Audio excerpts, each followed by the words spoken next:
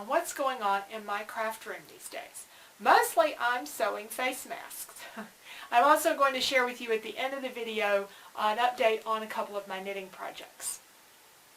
I do want to make it clear that this is not a video that shows you step by step how to make a mask. What I want to share with you are the two mask designs that I have chosen to do, materials that I've chosen to work with and why, and a few tips. I have linked the videos or instructions for the two mask designs that I've chosen in the description for this video. So if you're looking for those step-by-step instructions, they're available. They're just in the link of the description of this video. One of them has a video tutorial and one of them has step-by-step instructions. And they both have patterns, and I'll show you those in just a moment so you can have an idea of what I'm doing. But this is just sort of an update on what's going on with me and what I have learned about making face masks. This started for me about, I think it was around March the 20th or so, that I first found out that people were making these masks. There seemed to be two reasons. One was the need in the medical community because there was a shortage of the medical grade masks that our healthcare providers needed, so they were looking for cloth coverings to go over those to extend the life of those medical grade materials that should be disposable and the new one used each time with a different patient. But those we just don't have them, so there was a need for face masks for that.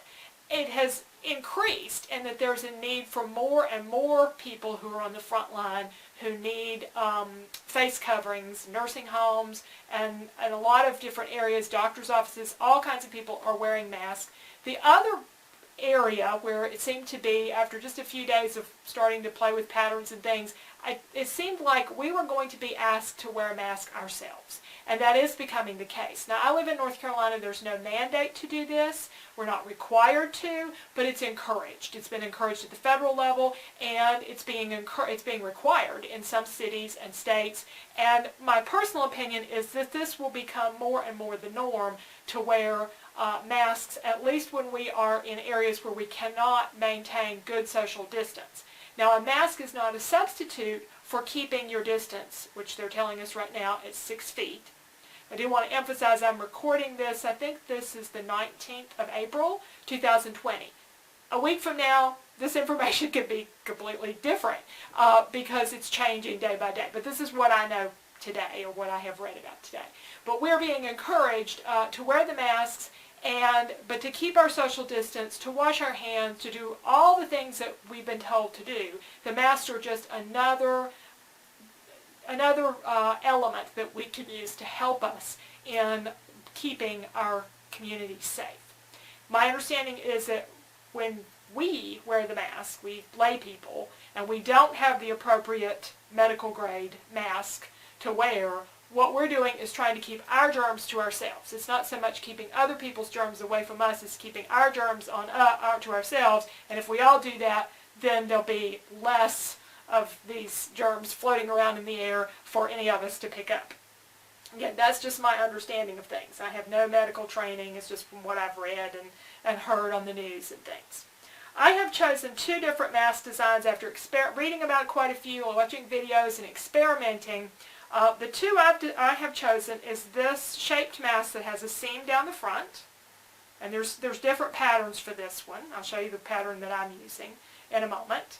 And I'll show you what it looks like on.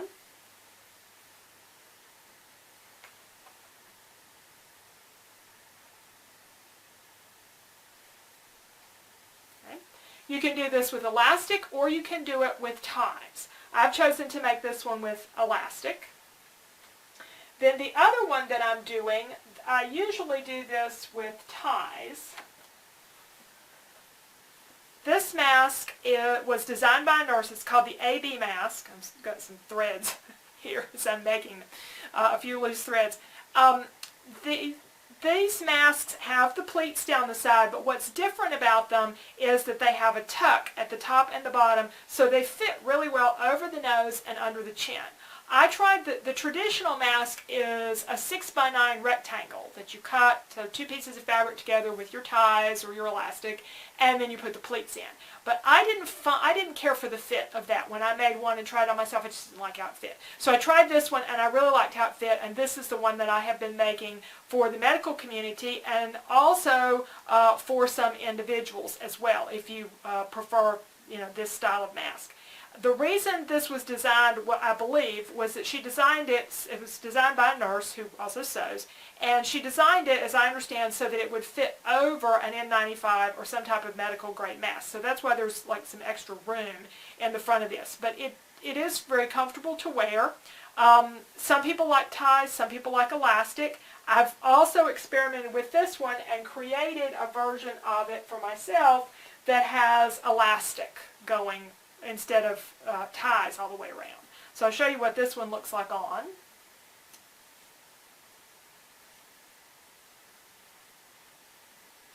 I need to tighten my elastic just a little bit on this one. I'll probably just stitch it down there.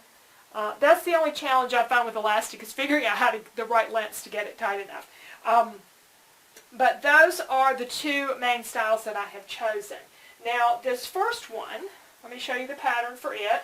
There will be, again, links in the description for this, and I'll have on the screen where this came from. But there's a video that tells you how to make this mask. It comes in 3 different sizes, a small, medium, and large, and I have made them in all sizes. The only place I've used the small was I made for a couple of children's masks. But I don't have a lot of children in my life, so I can't really tell you how well they fit children, but that's something you'd have to experiment with if you had children to make masks for. The medium size is what I made for myself, and what I have found works for women typically, and some men can wear this. But when I made my husband one in a medium size, I thought it fit him, and then when he wore it for the first time, he was uncomfortable with it. So I made him one in a large size, and he's been happier with that. This pattern, when I print it out, it has a place on the bottom that it says this block is 4 inches, and so you measure it. My printout came out good. I could print it, cut it out, and use it. The only thing about it is there's no seam allowance included. So I had to cut this out and then create another pattern that had a seam allowance. So here's my large one and my medium one. And it's really simple. Just laid it down, drew an extra 1/4 inch or 3/8 of an inch around whatever seam allowance you want. And I went ahead and punched a hole where I would be marking the stitching lines, because the first thing you do is you stitch the 2 pieces of fabric for the front down this seam and 2 pieces of fabric for the back down this seam, and put them together. And the video shows it with ties, but I have been doing these with elastic. The only difference that I've done from the video is that I found that they needed a tuck on the side, a little pleat, in order to make them fit better, because otherwise there was just too big a gap on the air gap on the side. So that's what I did, was add that extra little bit of stitching there. So that's what I'm doing with those. And I'll talk about fabric choices in a minute, because I used a little bit different fabric for this. This other one, the AB mask, when you print out her pattern, and this has happened, I know, to other people as well, when you print it out, it doesn't come out to the measurement. There's a 1 by 1 inch block that you're supposed to be able to measure it, and that's an inch. And if it is, and you have a pattern that's the right size, it doesn't work that way. When you print it out, it's a little bit too small. So if you have a copier that makes enlargements, you can enlarge it. I didn't, so I just put mine in Photoshop Elements and increased the size of it that way, and printed it out and got a size that works. Or you could just draw the mask. But this one takes a little more time than that traditional 6x6, 6x9 rectangle, because you're not just cutting a rectangle, you're cutting a shape. And the shape looks like this. When you cut it out, you cut 2 of those. You don't sew it together and turn it inside out. You sew it together and baste it around, and you're going to be adding some darts, and that's what that shape is all about. The reason it has that pointed shape is you add a dart at the top and the bottom, and it's those darts that help it fit over the nose and over the chin. And then you do your pleats and stuff on the side. So the real big difference in this mask and the others, because it's not turned inside out, is it has what we in sewing call bias tape that is sewn over the sides and the top. Now, we call it bias tape because usually the fabric is cut on the bias, meaning it's not cut, pretend this is a piece of fabric, it's not cut across or up and down, it's usually cut at an angle. You don't need to do that to make this particular mask. You're not going around enough of a curve to need bias cut. The reason you do bias is to make the fabric stretchy and make it go around curves and things. You're not doing that, so you don't need to worry about that. In fact, one of the tips I'll share with you is if you are making ties, they will be easier to press when you're pressing your fabric if you cut the fabric across the grain. So if you take a piece of fabric, let's take this fabric. Pretend I was cutting ties out of this fabric. All right, here's my selvage, and here's my selvage. I would cut going across this way, as opposed to turning it up and cutting along by the selvage. It will just press better when you do that. And what I'm making my ties out of, let's get into fabric a little bit. To make the masks, let's talk about that first. To make the masks, one of the things that's often recommended is batik fabrics. This one's made out of a batik fabric. I chose a light colored batik fabric because batiks, my experience with them is the color runs. The dye just pours out of them. Now this may be old from years ago when fabrics were not made as well, and you may not have as much problem, but I got a couple of batik fabrics in to make masks. One of them, like this one, did great. The other one, even though it was a light color, the dye still came out of it. So I have shied away from batik fabrics because of that. They have a really tight weave, but I don't want something that every time somebody washes it, it's going to bleed dye into their laundry. And I especially don't want that in the medical community. That's just my opinion. So that's why I have kind of stayed away from the batik fabrics, even though they have a nice density to them. What I have been using are good quality quilt fabrics from companies like Moda and other companies that make Northcott and other companies that make a really nice dense fabric. So to give you some examples, this, I don't know, I think this fabric came from Blueprint, so I don't know what the manufacturer was, but this, when I hold this up to the light, this is good and dense. I am not seeing the grain, the weave very much in this fabric at all. I don't think it's the prettiest fabric I've ever had, but it makes a good dense fabric for making masks. This is one I had in my stash from a long time ago, and when I hold this up in the light, I can see the weave pretty clearly. It's not just because it's a light color, so this is probably not one I would choose for making masks. So here's another good dense one. I can see a little bit of the weave, but not, it's a really tightly woven fabric. So that's what I'm looking for when I'm looking for fabrics for my masks, if you can find them. Finding fabric can be a challenge right now. The exception, though, is to make the ties. Making the ties, the bias tape, and we're just going to call it ties, I'm using some inexpensive fabric. This came from Walmart. They sell these in 1, 2, and 3 yard cuts. You can have it cut by the yard, but if you want to minimize your time with other people and just grab it off the rack, you can do that, and that's what I've done here. And I bought a couple of these. I bought some of the 1 yard ones, and then I started going back and getting the 3 yard ones because this will make a lot of ties. And I am pre-washing. This will be unpackaged, and it will be washed in nice warm, at least warm, if not hot water to shrink it, because I don't want these things to shrink once they get to the people that are going to use them. When I am making my masks, I am pre-washing all of the fabric to make sure that I don't have fabrics that the color runs. So I'm mostly trying to choose light to medium fabrics, so I'm not having to worry about that as much. But you never know when you're going to get something that runs. The higher quality fabrics typically don't, but I'm not doing blacks and reds and dark purples and things that I just know are going to run. I'm just not going to waste my time with it. So that's where, I want to make sure of that, and I want to make sure that they're shrunk, but I don't wash them before I take them or deliver them to people. I give people a note that tells them these are not, medical grade masks, and how they can care for them. They can machine wash them. Elastic lasts better if you don't put it in the washing machine, but you can. and I tell them to wash them before they use them. As far as I know, I'm perfectly healthy. But one of the things we're learning is there may be a lot of people running around that have the virus who don't have any symptoms. So it's important, I think, for people to wash them themselves once they get them before they use them. So those are a little bit about the masks that I've made and the materials that I am using.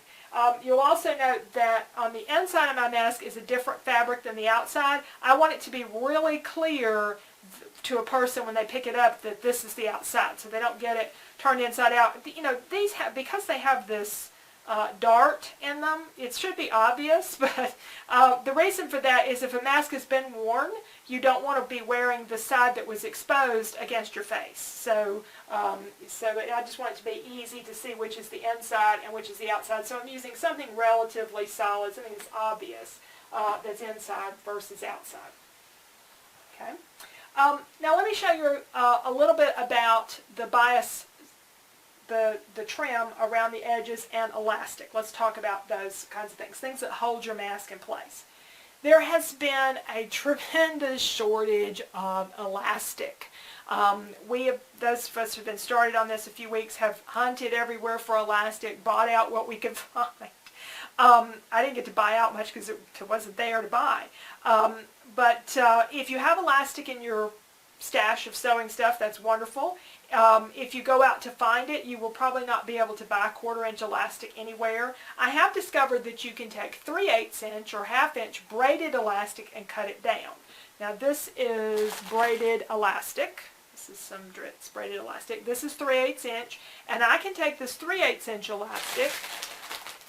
Here's a piece of it. And I would use a better pair of scissors than these, but this will work for demonstration purposes. And I can take this, and let's say I wanted to split it into even less than 1/4 inch. I can take it and just run this cut down through there and keep cutting, and you'll get a little bit of it unweaving, but you don't get very much of that, and you still get a good elastic fit. So you can take wider braiding elastic and cut it vertically and stretch it out a little bit that way, stretch out your stash a little bit if you can find the wider. I have some 1/4 inch on order from Amazon. It's supposed to get here in a couple of days. If it's good, I'll post a picture of it on my Instagram and share with you where I got it from. If it's not, I won't share with it. Because another thing I ordered from Amazon recently, this is from one of their third-party sellers, was some twill tape. Because you can use twill tape for your ties. And I have some here that I've done with twill tape. Okay. And I had some twill tape in my stash. It was really good quality twill tape. I did rinse it in hot water to make sure it shrank, because I knew the stuff would shrink, but it held up really well, did a great job. But I ran out of that, and when I ordered some more from Amazon, what I got was a product that started out this wide and ended up this wide. And so it lost 1/8 of an inch in width. That didn't bother me too much. The problem is when I took it out of when it came out of the dryer, is you got to run through the dryer, because everybody's going to run their mask through the dryer. This is the mess I get. It's all twisted up. It has to be ironed.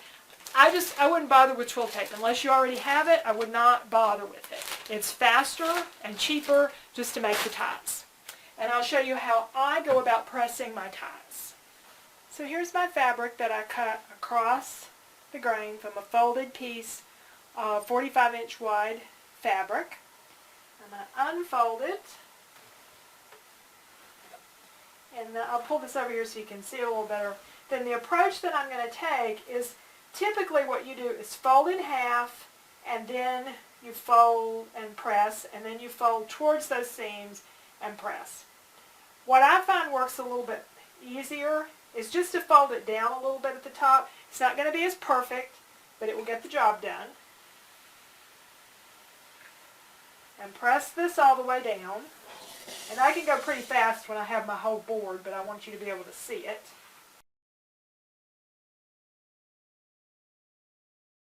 Turn it around and do the same thing again on this side. You're not going all the way to the middle. not going quite to the middle. And I have only cut this 1 3/4 of an inch instead of 2 inches, which is what the pattern suggests. So I'm using a little bit less fabric, 1 3/4 inch. Go close to the center, but not all the way. And I wouldn't move this as many times if I had the full view, but I don't want to be in the way of the camera. Okay. And once that's pressed, then I just take the whole thing and press it in half. And I'm pretty close to what it would be doing it the more traditional way. And I just find this, it doesn't really take less time, but I don't have to fiddle with it as much, and there's less chance that I'm going to burn my fingers. I have the steam turned on. You don't have to do that, but if you're not as comfortable doing this, you'd be better off to turn the steam off on your iron so you don't burn your fingers as easily.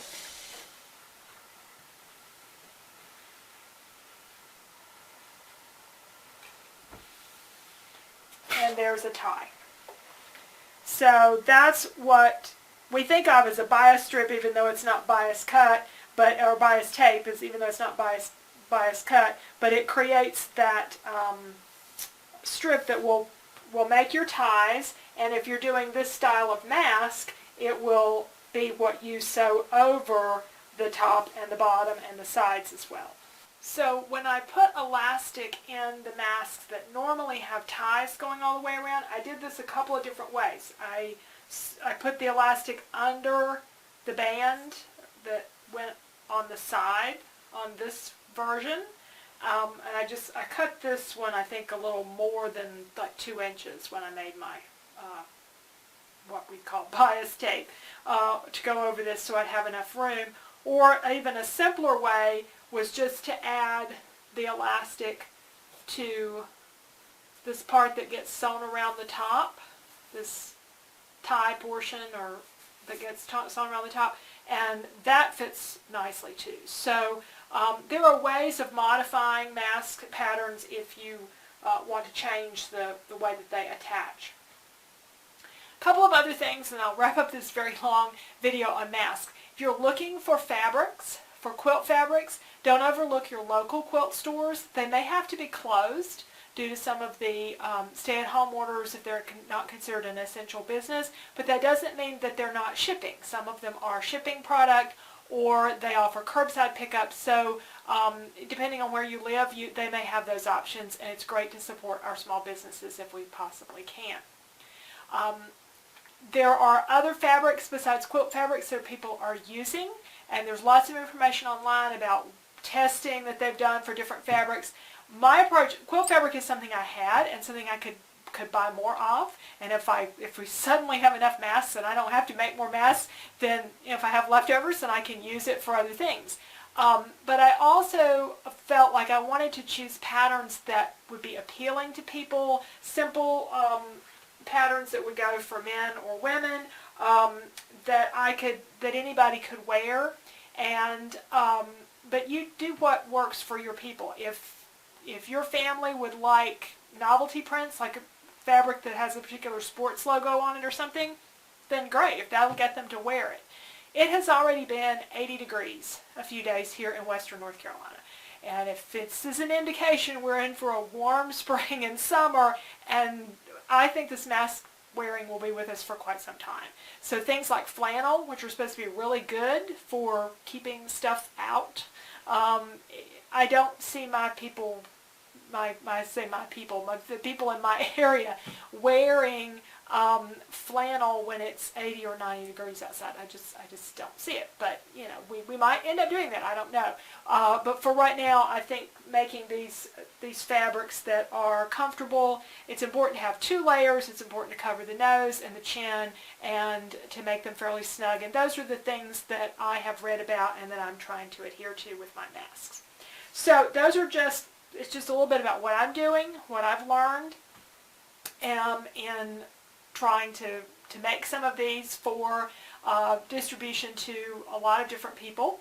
And I hope that you give mask making a try, for at least for yourself and for your family and friends. You can do the simple rectangular one. Try out one of the patterns that I've given you. It's just important that we have these face coverings. I read recently that Walmart is going to have coverings for, or have their people and their sales associates wearing them in the store. My husband was in the store today and he said they're already doing that, and they're encouraging customers to wear them. So as I said, I think we'll all be doing a lot more covering of our faces to keep our germs to ourselves over the next few months and maybe longer. We don't know. This video has run rather long, so what I think I'm going to do with the knitting portion is make a part 2, and so there will be a second video that covers my knitting projects, and it won't be as long, I promise. But thank you for watching today, and if you have any questions about what I've shared with you, be sure and put them in the discussion. Again, I'm no expert on this, it's just my experiences with making these so far. Thanks again.